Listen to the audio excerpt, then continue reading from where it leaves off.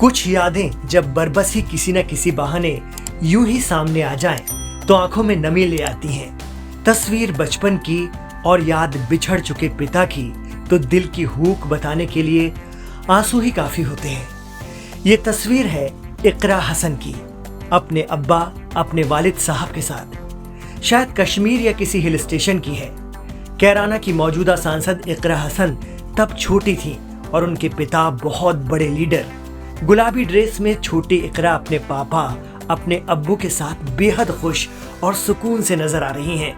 वैसे भी बेटियां पापा की दुलारी जो होती हैं। सांसद इकरा हसन ने खुद इस तस्वीर और इसके साथ सोशल मीडिया पर एक पत्रकार के जरिए लिखी दास्तां को शायद भरे मन और डबडबाती आंखों से रिट्वीट किया होगा, क्योंकि जो उन्होंने लिखा है उसमें उनके जज्बातों का अक्स जरूर है। एक्स पर सांसद इकरा हसन लिखती हैं, अल्लाह ताला मरहूम वालिद साहब मुनव्वर हसन जी की मगफिरत फरमाए, आमीन। आप हमेशा सबके दिलों में रहेंगे। जर्नलिस्ट के लिए उन्होंने कहा है, आपके इस लेख के लिए मेरे पास शब्द नहीं है। दरअसल एक सीनियर जर्नलिस्ट हैं आस मोहम्मद कैफ साहब ने सोशल मीडिया पर सांसद इकरा हसन के पिता मुनव्वर हसन की आखिरी याद की कहानी के उन्वान से एक बेहद जज्बाती आर्टिकल लिखा है। सहाफी आस मोहम्मद कैफ लिखते हैं, मुनव्वर हसन ने अपनी जिंदगी का जो आखिरी इंटरव्यू दिया था, मैं वो पत्रकार हूँ। उस दिन मुनव्वर हसन गंगोह में थे और उसके बाद वो बसपा सरकार के मंत्री रामवीर उपाध्याय की बेटी की शादी में चले गए। मुनव्वर हसन तब सांसद थे, वो बसपा में शामिल हो चुके थे। मायावती तब सीएम थी। मायावती को लगता था कि पश्चिमी उत्तर प्रदेश में मुनव्वर हसन उनके लिए अनमोल हीरा हैं। इसलिए मुजफ्फरनगर से सांसद मुनव्वर को कैराना से लोकसभा प्रत्याशी घोषित कर दिया था। कैराना के मुनव्वर हसन कैराना से विधायक बने, एमएलसी बने, राज्यसभा में सांसद रहे और मुजफ्फरनगर से लोकसभा चुनाव लड़कर सांसद बने। चारों सदनों का प्रतिनिधित्व उन्होंने 40 साल की उम्र में कर लिया था। इसलिए उनको Guinness book of world record में जगह मिली। जिस समय मुनव्वर हसन का एक्सीडेंट हुआ, वो सुबह के लगभग 3 बजे थे।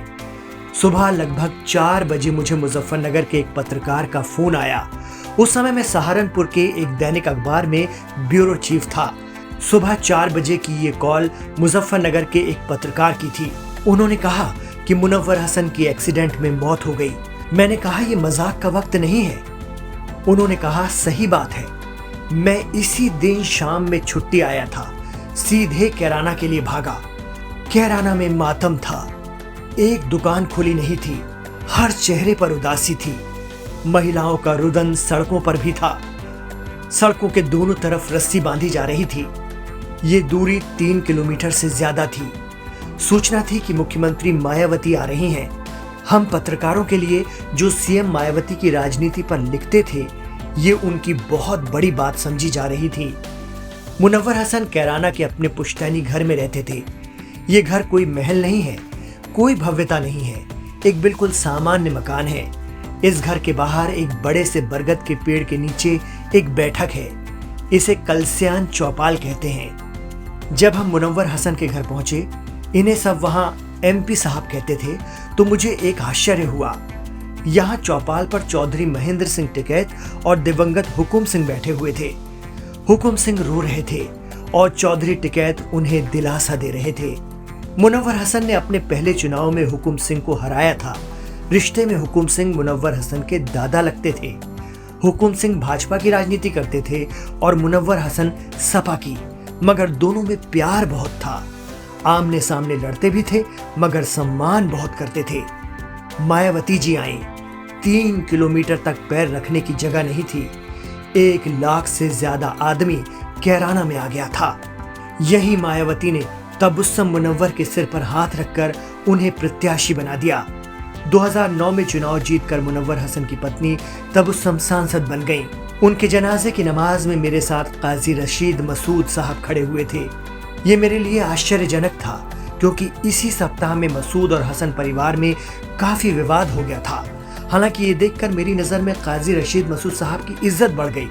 इसके बाद मैंने अगले दिन अखबार में जो रिपोर्ट लिखी, उसका शीर्षक पढ़कर तबुस्सम हसन बहुत रोई, जिसे उनके भाई वसीम अहमद ने दिखाया था।